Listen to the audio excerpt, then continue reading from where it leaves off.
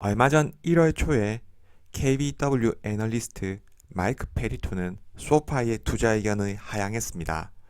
소파이 주식을 시장 성과보다 저조하게 낮추고 목표가를 7.5달러에서 6.5달러로 조정했습니다. 어떤 내용이었는지 알아보고 다운그레이드의 근거가 어떠한 부분에서 잘못되었는지, 저의 생각은 어떠한지에 대해서 이야기해 보도록 하겠습니다. KBW의 다운그레이드 근거의 핵심은 금리 하락으로 인한 소파이의 가치평가에 대한 우려였습니다. 그리고 올해 금리가 인하된다면 지금까지의 성장에 문제가 생길 수 있다는 내용이었습니다. KBW는 소파이 전망에 대한 소음은 차치하더라도 성장주가 컨센서스 에비타 대비 15%에서 20% 프리미엄으로 거래될 때 보다 신중해질 필요가 있다고 했습니다. 그리고 핵심 논거는 금리였습니다. 24년 패드가 미국 기준금리를 최대 6차례 인하할 것으로 예상하는 가운데 공정가치 회계 방식으로 인해 소파이의 수익에 타격을 받을 수 있다고 했습니다. 그럼 공정가치 회계 방식이란 어떤 것일까요?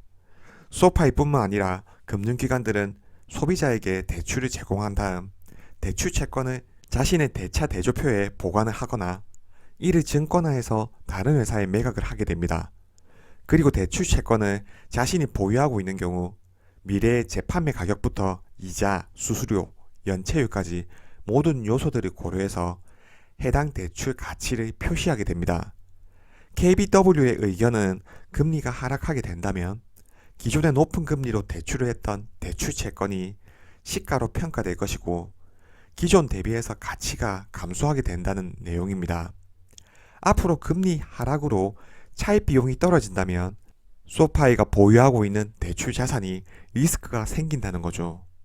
지금까지의 공정 가치가 4분의 1포인트 감소할 때마다 5천만 달러의 수익을 잃게 되고 이는 주당 순이익에서 5센트를 잃게 될 것이라고 했습니다. 이 의견은 표면적으로는 맞지만 미래 전망을 전혀 고려하지 않은 의견입니다. 그리고 저는 이자율이 하락한다면 소파이에게 상당히 유리한 환경이 조성된다고 생각을 합니다. 만약 앞으로 금리가 하락한다면 소파이의 장부에 있는 대출 채권은 어떻게 움직일까요? 예를 들어 소파이의 장부에 있는 대출 채권은 8% 금리를 받을 수 있는 채권이었습니다.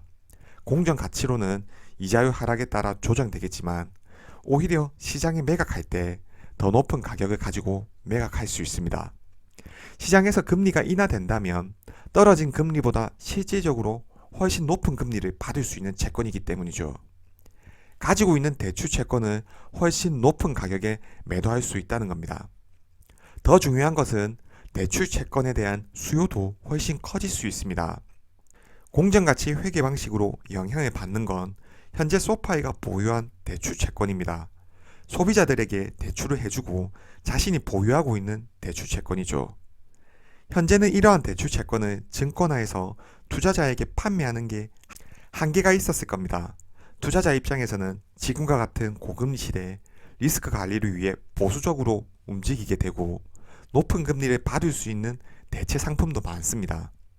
하지만 금리가 떨어진다면 높은 금리를 제공하는 소파의 대출 채권을 증권화하기에도 유리하고 재판매하기에도 유리하게 될 겁니다.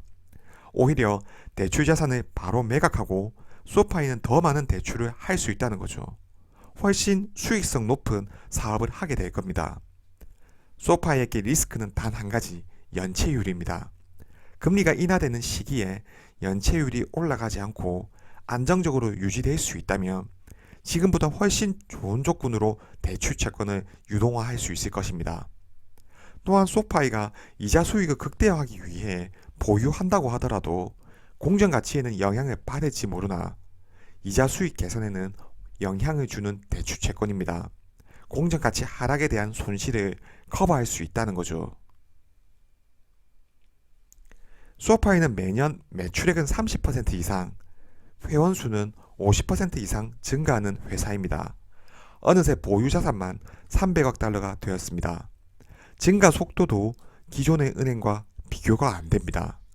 기존의 장부에 있는 대출 채권만을 본다면 미래 성장성을 놓치게 될 겁니다. 앞으로 금리 인하 시기에 매각할 수 있는 대출 채권 그 자체를 봐야 한다는 거죠. 금리가 인하하게 된다면 위험 자산에 대한 선호가 높아지고 낮아진 금리에 따라 사람들의 소비 성향도 살아나게 될 겁니다. 대출에 대한 더 많은 수요가 발생하는 시기이죠. 금리가 인하되는 시기 오히려 대출 자산은 더 증가할 겁니다. 따라서 금리가 인하될 때 소파이의 자산은 지속적으로 증가할 것으로 예상이 되고 지금보다 더 나은 조건으로 대출 채권을 유동화해서 매각할 수 있다면 소파이는 더 많은 대출을 추가할 수 있을 것입니다. KBW의 다운그레이드 또 다른 근거는 금리 인하로 인한 경쟁이 더 치열해진다는 내용입니다. 패드가 금리를 낮추면 소파이도 낮은 금리를 제공해야 하고 다른 수많은 핀테크 업체들과 경쟁으로 인해 수익성이 낮아진다는 내용입니다.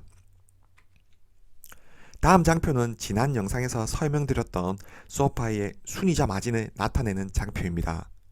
3분기 기준 소파이의 대출 자산 228억 달러, 원화로 29조가 넘습니다. 대출 자산은 분기별로도 성장 중에 있고 전년 대비 상당히 증가하고 있는 걸 알 수 있죠. 소파이는 4.12%로 자금을 조달해서 9.79%로 빌려주는 장사를 하고 있다고 했습니다. 순이자 마진 NIM은 무려 5.99% 수준으로 상당히 높은 수준입니다. 일반적인 시중은행보다도 훨씬 높은 수준이고 핀테크 기업들은 이 정도의 수익성을 가지고 갈 수 없습니다. 소파이는 은행이기 때문에 돈을 더 낮은 금리로 빌릴 수 있습니다. 따라서 금리가 인하된다면 조달 금리도 낮아질 겁니다. 일반적으로 순이자 마진은 금리 변동에 큰 영향을 받지는 않습니다. 순이자 마진 표에서도 볼 수 있듯이 금리 변동에 따라 소파이의 순이자 마진은 크게 변하지 않았습니다. 분명 금리 인상 시기에 마진율이 올라갈 수 있으나 본질적으로 회사의 체질에 따라 순이자 마진이 결정된다는 거죠. 조달금리와 대고객금리는 바뀔 수 있습니다. 하지만 가지고 가는 순이자 마진은 큰 차이가 없습니다. KBW는 소파이의 고평가에 대한 지적도 하고 있습니다. 시장은 300억 달러 자산을 보유한 소파이의 가치를 78억 달러로 평가하고 있으나 LD 파이낸셜의 자산이 2천억임에도 불구하고 110억 달러로 평가하고 있다고 했죠. 그럼 소파이는 은행일까요? 테크 기업일까요? 소파이가 은행이면 소파이는 분명 과대평가일 겁니다. 만약 소파이가 은행이었다면 시장도 지금의 멀티플을 주지 않을 겁니다. 적자나는 은행을 대출 포트폴리오가 신용대출에 편중된 은행을 누가 보유하고자 할까요? 소파이가 은행이라면 현재의 성장성을 어떻게 설명할 수 있을까요? 매년 증가하는 회원수를 어떻게 설명할 수 있을까요? 그리고 몇 년 전에 큰 폭의 적자를 극복하고 올해는 흑자가 예상이 됩니다. 자산 성장의 속도로 봤을 때 은행이라면 지금의 성장은 불가능했겠죠. 소파이에 투자하는 대부분의 사람들은 소파이가 은행보다 분명한 경쟁 우위를 가졌기 때문일 겁니다. 그리고 이러한 경쟁 우위를 바탕으로 성장하고 있습니다. 소파이가 상장할 시기 소파이에게 그 정도의 멀티플을 줄 수 있었던 것은 테크 기술을 통해 은행보다 더 효율적인 구조를 만들었기 때문일 겁니다. 하지만 KBW의 다운그레이드 내용을 봤을 때 소파이를 철저하게 은행으로 나타내고 밸류에이션 하고 있습니다.